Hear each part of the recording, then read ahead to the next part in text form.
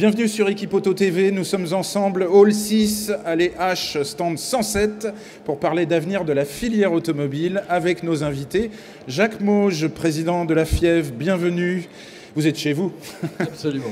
Bernard Bruno, président de la commission Aftermarket de la FIEV et directeur général Aftermarket de Continental Automotive. David Vessier, vous êtes président du GIEG et directeur Aftermarket Actia Automotive. Et Claude Cham, bien sûr, président du salon Equipoto. Claude, c'est votre dernière édition. Comment sentez-vous l'ambiance ce matin? On vous donne le micro tout de suite. Moi, c'est un peu tôt pour pouvoir dire quelle est exactement l'ambiance du salon. On entend un brouhaha qui est bon signe. Oui, c'est pas un mauvais signe maintenant. Eh bien, écoutez, on verra le point en fin de journée et je serai un peu plus à l'aise pour vous répondre car j'aime bien me baser sur des chiffres qui sont exacts. Donc, à cette heure-là, permettez-moi d'attendre la fin des sondages. C'est un industriel qui parle. Alors, Jacques Mauge, première question simple. Quel est votre regard aujourd'hui sur le salon Equipoto? Alors, pour la FIEV, c'est un actif important. Alors, pour la FIEV et pour la profession également, c'est là où l'amont de la filière automobile rencontre l'aval. Donc, c'est un lieu de rencontre. C'est un confluent. C'est un confluent, c'est un lieu de rencontre majeur, c'est un lieu d'information, c'est un lieu de business et c'est un lieu où l'on apprend à développer cette filière automobile.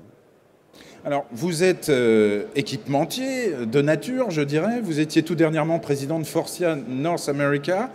Qu'est-ce que les équipementiers peuvent ou doivent aujourd'hui apporter collectivement à ce salon et à la filière? Alors, comme vous le savez sans doute, les équipementiers automobiles représentent maintenant plus de 90% du contenu d'une automobile. C'est considérable. Il y a quelques années, c'était 70%, on en est à 90%. Donc les équipementiers ont le rôle de porter une grande part de l'innovation pour les véhicules. Et donc, c'est également la mission de ce salon de transmettre cette information aux acteurs de la filière. Donc un rôle absolument fondamental, d'autant plus que les technologies évoluent de manière galopante, on n'apprend rien à personne, et qu'il est important de transmettre la connaissance à l'aval de la filière, aux réparateurs. Absolument, c'est un élément clé dans leur business model. D'ailleurs, le salon évolue, il évolue pour permettre ce genre d'échange. Il y a pour la première fois le village des startups qui a été créé pour cette édition, de manière à faciliter cette circulation d'informations. Le village des startups qui est situé dans ce hall, dans le hall 6. Alors, plus précisément, Bernard Bruno, donc en tant que président de la commission Aftermarket de la FIEV, vous avez une vision très concrète de l'intérêt du salon et de la place que doivent y jouer les équipementiers. Oui, alors je dirais, pour faire extrêmement court, Equipoto, THE salon. Pour nous, les équipementiers, Traduction, le salon. Et aujourd'hui, si vous voulez, le besoin qu'ont les équipementiers d'être en contact direct avec les opérateurs, avec les réparateurs, c'est ici que nous le trouvons. Et il n'y a qu'à voir les différentes expériences qui sont conduites par certains équipementiers au niveau de l'information, plus encore au niveau de la formation, pour se convaincre que c'est bien, j'allais dire, the place to be, mais pour que c'est bien le salon qui nous permet d'avoir ce contact, que sinon nous avons du mal. On a des distributeurs, de bons distributeurs, mais il est important, je crois, pour nous d'avoir ce contact direct avec les opérateurs, avec les réparateurs. C'est un mot magique, la formation pour les équipementiers aujourd'hui? C'est un mot magique, c'est un mot surtout essentiel, je dirais. Les technologies, vous le savez tous, évoluent à une vitesse considérable.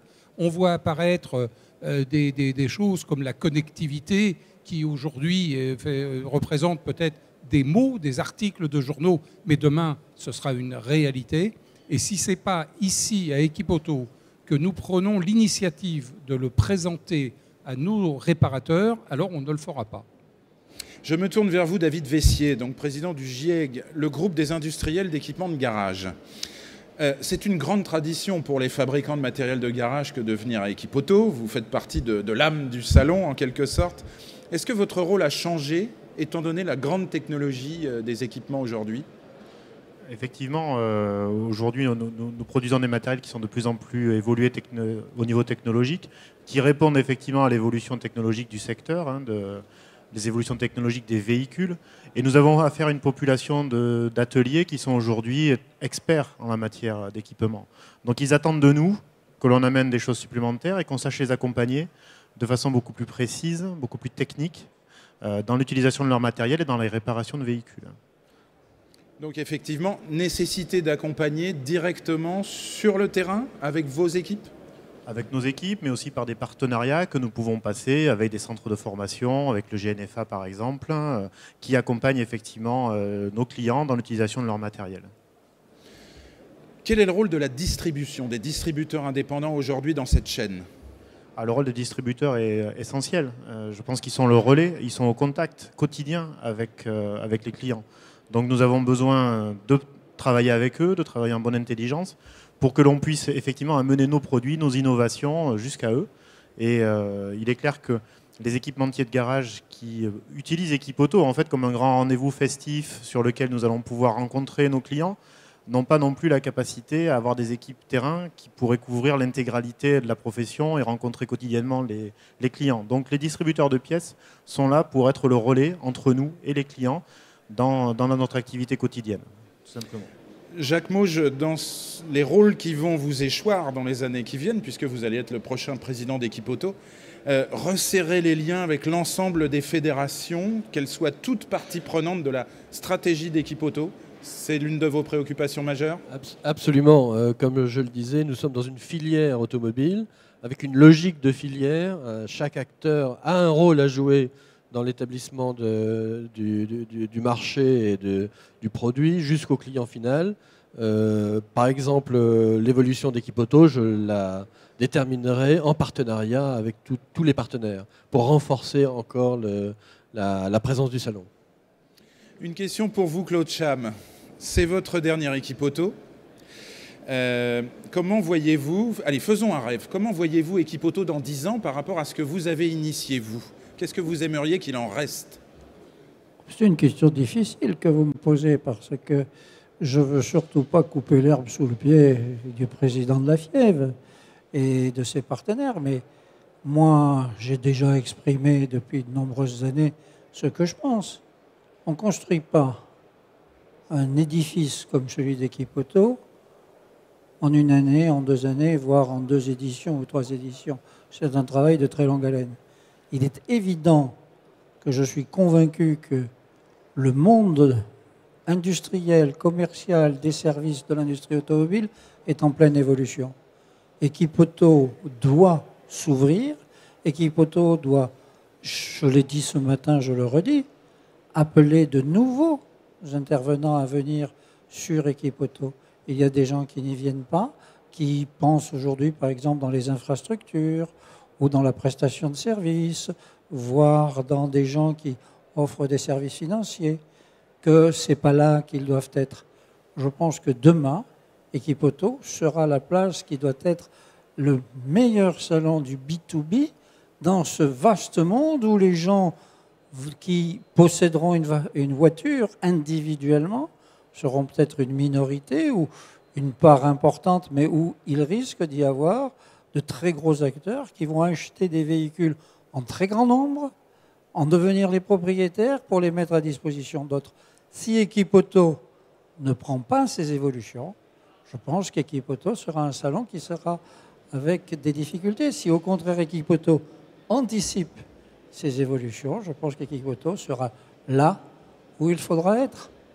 Jacques Mauge, même question, on fait un rêve. Comment voyez-vous Equipauto dans 10 ans? Alors, Equipauto est en concurrence avec d'autres salons. La concurrence, moi je connais. Il faut l'analyser, il faut se battre. Je pense qu'Equipauto a toutes ses chances. J'ai toute l'énergie et l'intention de me battre sur ce terrain. Ma vision, c'est un Equipauto hégémonique dans son rayonnement au niveau de toute la filière. Alors ça, ce sont des propos de chef de guerre en quelque sorte. Hein. Mais il y a quelqu'un qui manque toujours sur Equipauto quelque part, c'est le consommateur final. Est-ce qu'on ne peut pas rêver de l'ouvrir un jour, ce salon? Rien n'est exclu. Hein. On doit rien exclure. Il faut simplement que effectivement cela contribue à il ne s'agit pas de perdre une clientèle pour une autre, pour en gagner une autre. Il faut trouver le passage. Et si ce passage se présente, on ne peut pas l'exclure. Alors, même question à vous, Bernard Bruno. Comment rêvez-vous l'avenir d'Equipoto ? Alors moi, je le rêve un peu, comme vient de le décrire Jacques. Par exemple, l'ouverture au public. Nous nous inscrivons dans une évolution technique permanente, comme je l'ai déjà dit. Et si vous pensez au véhicule connecté, le véhicule connecté, il sera bien conduit par un utilisateur. Et il sera important que cet utilisateur, qui sera automatiquement relié à un garage, à une organisation logistique et, in fine, à des équipementiers, il sera le bienvenu ici. Il faudra qu'il sache ce que son véhicule peut faire et ce que lui doit faire. Donc, l'avenir d'Equipoto, je ne sais pas si c'est à 10 ans ou si c'est plus proche de nous. En tout cas, c'est probablement très lié à la rapidité des innovations technologiques qui arrivent. Et je pense qu'il y a un bel avenir pour Equipoto, pour peu qu'on sache, tous ensemble, avec les distributeurs aussi, que l'on sache être un pôle d'attractivité où chacun trouvera l'information dont il a besoin pour réussir son business.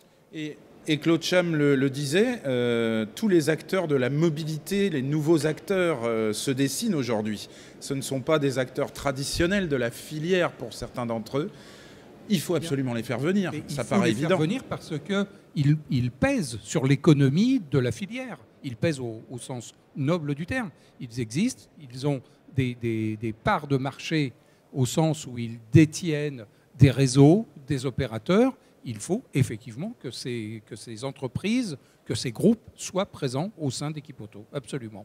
Et Jacques Mauge. On parlait tout à l'heure de formation. Dans une technologie qui évolue, l'automobile va offrir des fonctions nouvelles qui vont perturber d'ailleurs la compréhension des utilisateurs finaux. Donc il faudra les former. Aujourd'hui, on a des systèmes de boîtes automatiques, par exemple, qui sont très répandus, mais dont tous les gens ne savent pas se servir obligatoirement. D'autres fonctions comme le cruise control, vous savez, le régulateur de vitesse, beaucoup de gens ne l'utilisent pas parce qu'ils ne savent pas l'utiliser. Et pourtant, ce sont des fonctions qui optimisent la consommation, etc. Donc, il faut former les formateurs et former les clients. Et donc, ça fait partie également de notre mission. Alors, est-ce que vous voulez dire qu'on doit aller vers le grand public en faisant de la pédagogie sur les technologies automobiles ? Absolument, c'est indispensable. Ce mouvement ne va pas s'arrêter, il va se compliquer.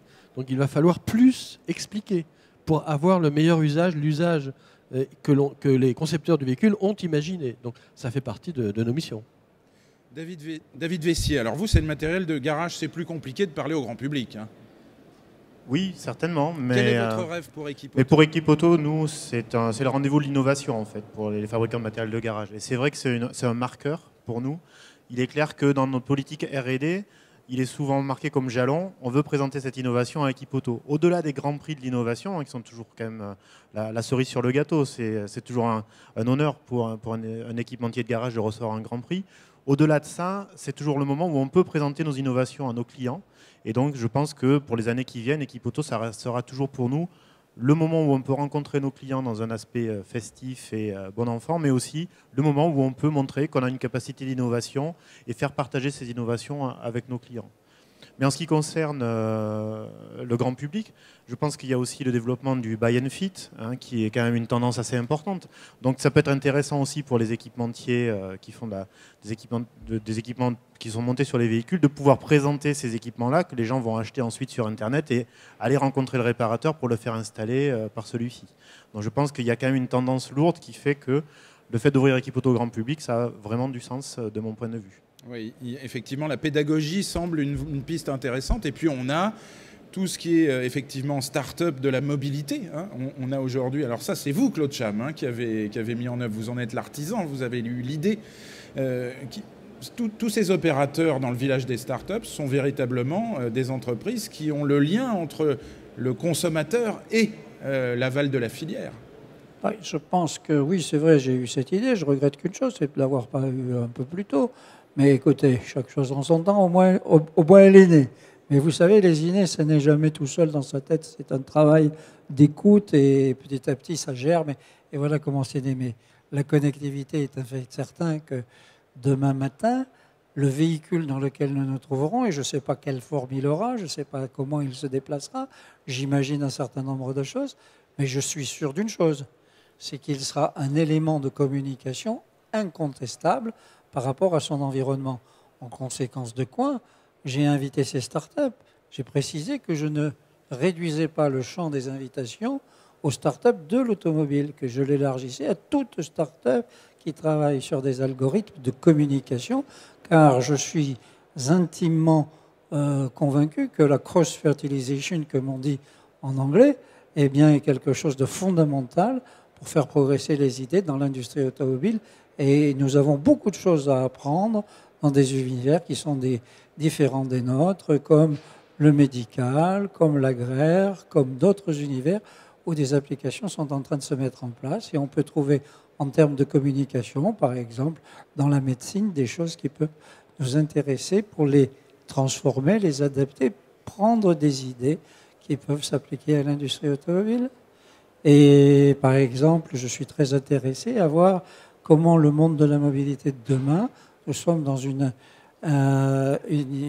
société vieillissante sur les pays occidentaux, comment la mobilité s'adaptera aux personnes de plus en plus âgées grâce à la connectivité, grâce à une certaine autonomie de conduite du véhicule pour ces personnes qui avancent en âge de façon très importante. Et bien sûr, il y a aussi les urbains, les citadins qui ont de moins en moins de voitures, qui possèdent de moins en moins de voitures. C'est le cas à Paris, ça s'étendra à d'autres villes. Exactement, les jeunes générations n'ont pas du tout la même approche de leur mobilité que les gens qui ont quelques cheveux blancs ou la barbe un peu blanche. Merci messieurs, merci Jacques Mauge, merci Claude Cham, merci Bernard Bruno et David Vessier. Puisque nous parlons d'innovation, rendez-vous cet après-midi à 15h pour les exposants et les visiteurs. Ce seront les Grands Prix internationaux de l'innovation automobile, un événement attendu de tous. Beaucoup d'innovations récompensées, des innovations qui nous parlent d'avenir. À 16h40, conférence innovation également présentée par Laurent Meillot, journaliste spécialiste de la filière automobile sous l'angle des nouvelles technologies. Et puis à 17h25, nous bouclerons cette première journée sur Équipe Auto TV avec un journal de la journée, de l'actualité sur la journée et un point circulation grâce à notre partenaire Autoroute Info qui émettra en direct sur ce plateau. Bon appétit à tous et merci de votre attention.